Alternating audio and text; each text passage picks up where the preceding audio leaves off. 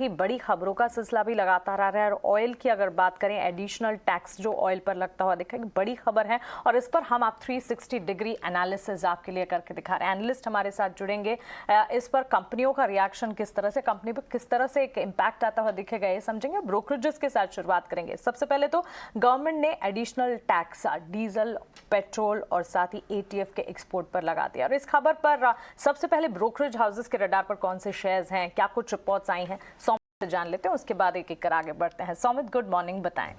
Good morning. पहले तो Reliance industries focus में रहेगा और मॉर्गन स्टैनली का ये कहना है कि ये जो एडिशनल टैक्स लगा है उसकी वजह से जो जीआरएम पे इम्पैक्ट होगा वो लिमिटेड होगा कंपनी के लिए और वो एक्सपेक्ट कर रहे हैं अराउंड $6 to $7 पर बैरल का जीआरएम इम्पैक्ट होगा। बट कंपनी ये भी कह रहे हैं कि जो शेयर प्राइस फॉल हमें दिखा है फ्राइडे को वो अनवारंटेड था और आरआईएल आगे जाके ईजिली $15 पर बैरल का जीआरएम मेंटेन कर पाएगा, जिसकी वजह से अर्निंग्स अपग्रेड ही आएंगे कंपनी के लिए और डाउनग्रेड नहीं आगे चल के।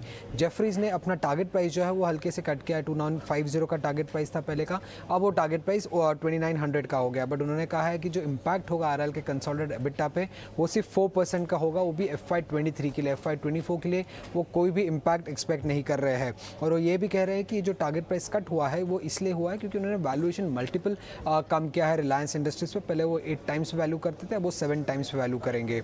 उसी के साथ क्रेडिट स्विस ये कह रहे हैं कि जो ब्लेंडेड इम्पैक्ट होगा रिलायंस इंडस्ट्रीज के पे उनके हिसाब से वो करीब $7 से $8 पर बैरल का हो सकता है और एनुअलाइज अगर एबिटा पे इम्पैक्ट देखेंगे तो करीब $4 बिलियन का हो सकता है क्रेडिट स्विस के हिसाब से। और एक इंपॉर्टेंट चीज़ क्रेडिट स्विस ने जो कहा है वो ये कहा है कि जो इम्पैक्ट होगा ये कंपनी के बेस प्रॉफिट्स पे नहीं होगा, बट जो एक्सेस प्रॉफिट्स होगा उस पे होने वाला है। इसलिए जो अर्निंग्स डाउनग्रेड है वो ज़्यादातर नहीं होंगे रिलायंस इंडस्ट्रीज़ के लिए। और आखिर में ओएनजीसी पे भी इसका एक इम्पैक्ट होगा और जेपी मॉर्गन ने अपना जो रेटिंग है उसको डाउनग्रेड कर दिया है न्यूट्रल पे बाय रेटिंग से और टारगेट प्राइस भी कट किया है 155 पे।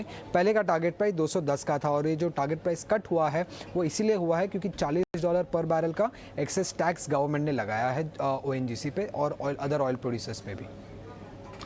Right, thanks for that Saumit. चलिए आगे बढ़ते हैं। ये तो हो गए स्टॉक स्पेसिफिक इम्पैक्ट जो सौमित बता रहे थे। भयंकर डिलीवरी के साथ ये स्टॉक्स गिरे थे। ज़रा अगर आप डिलीवरी पैटर्न लेके आए तो आपको मालूम चलेगा अपने 5 दिन या 10 दिन के डिलीवरी से बहुत ज़्यादा डिलीवरी बेस्ड सेलिंग कई इन स्टॉक्स के अंदर हुई। मौलिक पटेल हमारे साथ जुड़ रहे हैं इक्विरिस कैपिटल के। बहुत ही पुराने समय से ऑयल एंड गैस और एनर्जी स्टॉक्स पूरे स्पेस को वो एनालाइज करते आए। मौलिक, गुड मॉर्निंग। मौलिक, स्टॉक स्पेसिफिक इम्पैक्ट नहीं पूछूंगा, लेकिन अगर आप ये बताएं कि सबसे बड़ी बात आपने कैसे स्टडी किया इस इशू को, क्या ये लगता है टेम्परेरी इशू है, आपको कुछ टाइम के बाद रिवर्स होता हुआ नजर आता है? तो जी दो चीज है। एक जो चीज है कि जो $40 पर बैरल सेस जो लगाया गया है डोमेस्टिक ऑयल प्रोडक्शन पे, वो हमें लगता है कि वो जल्दी से रिवर्स नहीं होगा। दूसरा, जो गवर्नमेंट ने जो बोला है कि हर 15 डेज के अंदर में एक्सपोर्ट ड्यूटी टैक्स जो लगाया है पेट्रोल, डीजल और एटीएफ पे, वो दे विल हर 15 दिन में उनको फिर से एक बार देखेंगे। तो हमें लगता है कि जीआरएम है जो शायद अभी बहुत ही ज़्यादा है, लास्ट 3 महीने से 25 के प्लस है।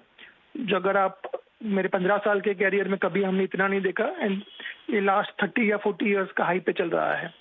तो जीआरएम शायद नीचे आएंगे second half of a financial year में, क्योंकि अभी बहुत सारा इन्वेंट्री ग्लोबली लो है, यूएस में ड्राइविंग सीजन है और सप्लाई चेन थोड़ा डिस्टर्ब हुआ है बिकॉज ऑफ ये रशिया यूक्रेन वॉर के चक्कर में।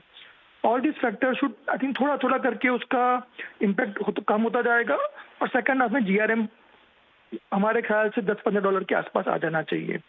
तो उस टाइम पे 3-6 महीने के अंदर में गवर्नमेंट शायद एक्सपोर्ट ड्यूटी जो लगाया हुआ है एडिशनल वो कम कर देंगी। आपको ये चीज भी देखना है कि गवर्नमेंट ने क्यों लगाया। इन मंथ ऑफ जून में शायद पहली बार हमने कंट्री ने डीजल इंपोर्ट किया है। इंडिया जनरली ट्रेडिशनली डीजल और पेट्रोल एक्सपोर्ट करता है, पर बहुत सालों के बाद ही ये इंपोर्ट हुआ है। तो गवर्नमेंट का एक मकसद था कि जो रिफाइनरीज हैं आज एक्सपोर्ट कर रही हैं बिकॉज यूरोप के अंदर में प्राइसेस बहुत ज़्यादा है, यूएस में प्राइसेस ज़्यादा है डीजल और पेट्रोल के, तो उसे कम किया जाए और वो प्रोडक्शन को यहाँ पे डाइवर्ट किया जाए। तो ये मेरे ख्याल से जैसे ही सिचुएशन नॉर्मलाइज हो जाएगा, नेक्स्ट 3 से 6 महीने में होने का चांसेस हैं, तो गवर्नमेंट एक्सपोर्ट ड्यूटी हटा देगा। दूसरा बात आया आपका ओएनजीसी पे टैक्स का। और डोमेस्टिक ऑयल प्रोडक्शन पे जो टैक्स लगा हुआ है उसका, वो जब तक ऑयल $80 से नीचे नहीं जाता है, हमको दिखता नहीं है कि गवर्नमेंट उसको रिविजिट करेगा फिर से। और गिवन द सर्कमस्टेंसेस कि अगर आप देखें तो OPEC is also not, they are not able to meet their monthly number जो उनको प्रोडक्ट्स देते हैं, वो उनसे अभी लोग कम ही प्रोडक्ट्स प्रोड्यूस करते हैं। वॉर का सिचुएशन है, तो ऑयल भी हमको नीचे वो दिखता नहीं है। तो पहला रिफाइनिंग पे आएगा, वो 3 महीने के अंदर आ सकता है, और जब 80 के नीचे क्रूड जाएगा डॉलर के नीचे, तब सेस का रिटर्न आ सकता है। राइट, एब्सोल्युटली मौलिक, यानी आप कह रहे हैं कि थोड़ा समय तो लग सकता है, कुछ टाइम फ्रेम के लिए तो ये कंसर्न रहेगा। लेकिन अगर हम यहाँ पर सिर्फ एक बेसिक व्यू अर्निंग एस्टीमेट का लेके चलें, जितने भी ऑयल प्रोड्यूसर हैं, रिफाइनर्स हैं, टू नेम द फ्यू, आप भी जानते हैं द बिगर वंस, जिस तरह का हमने एक शुक्रवार को मूव भी देखा। और अगर I know you will not talk on stocks, but अगर रिलायंस पर अगर हम बात करें, यहाँ पर जिस तरह से ब्रोकरेज हाउसेस की रिपोर्ट्स भी आई कि इस पूरे विंडफॉल गेन टैक्स लगने के बाद भी उनका इम्प्लाइड जीआरएम कितना इम्पैक्ट हो सकता है, आपको लगता है अगर अर्निंग यहाँ से एस्टिमेट्स पर कोई इफेक्ट आता है तो FY23 के लिए आ सकता है, क्योंकि Reliance is already sitting on a high cash flow also? तो हमें ये लगता है कि दो चीज देखना है। एक है कि जीआरएम लोगों ने क्या बिल्ड किया है, एनालिस्ट कम्युनिटी ने। हमने कुछ $15 से $16 बैरल का GRM for the full financial year किया है। अगर आप देखते हैं अभी जीआरएम था जो लास्ट 2 महीने का एवरेज है, वो एक्सेस ऑफ अराउंड $22 प्लस है। इसका जो इम्पैक्ट है कुछ $6 बैरल आएगा। तो अगर आप वो उस मुताबिक देखते हैं तो जीआरएम जो रहेंगे after the export duty cut, और अभी जो ट्रेंड चल रहा है इंटरनेशनल मार्केट में प्रोडक्ट प्राइसेस का, रिलायंस में एस्टिमेट्स में कोई डाउनग्रेड नहीं आएगा।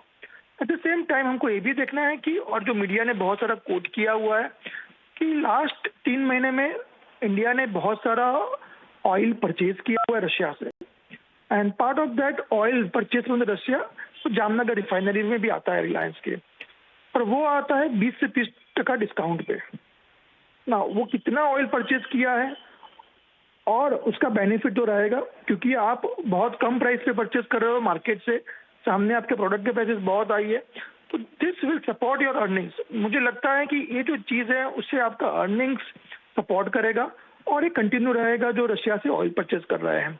जब तक ऑयल पे सेंक्शन नहीं आता, रशियन ऑयल पे सेंक्शन नहीं आता है, तब तक रिलायंस परचेज करता रहेगा, और उसके कारण भी उसकी प्रॉफिटेबिलिटी है थोड़ा ज़्यादा ही रहेगा जो हम लोगों ने एनालिस्ट कम्युनिटी ने बिल्ड किया हुआ है। तो मुझे लगता नहीं है आज के टाइम पे कि और इससे अर्निंग कट होगा। अर्निंग्स के अंदर में प्रेशर तब आएगा जबकि ग्लोबल जीआरएम फॉल बिलो $15 पर बैरल। बट जैसे गवर्नमेंट ने बोला है कि तब वो एक्सपोर्ट ड्यूटी को रिवाइज करेंगे, हर 15 डेज के अंदर में उसका रिव्यू करेंगे, तो जब $15 के नीचे जाएगा, मुझे लगता है कि गवर्नमेंट एक्सपोर्ट ड्यूटी भी जो लगा हुआ है वो हटा देगा। बिल्कुल मौलिक, बहुत शुक्रिया आपका। ये बहुत ही इम्पोर्टेंट मुद्दा है और इस पर विस्तार से हमसे बातचीत करने के लिए, इसके इम्प्लीकेशंस, इम्पैक्ट किस तरह से पड़ते हुए दिखेंगे, इस पर अपनी एनालिसिस हमारे साथ शेयर करने के लिए have a nice day to you. तो चलिए, यहाँ पर लगातार हम आपको बता रहे हैं, और कच्चे तेल की चाल एकदम से फोकस में भी है, और अब ये एडिशनल एक्सपोर्ट पर जो टैक्सेस की खबरें आती हुई दिख रही है, इस पर भी खास 360 डिग्री एनालिसिस आपके लिए। इतना ही नहीं,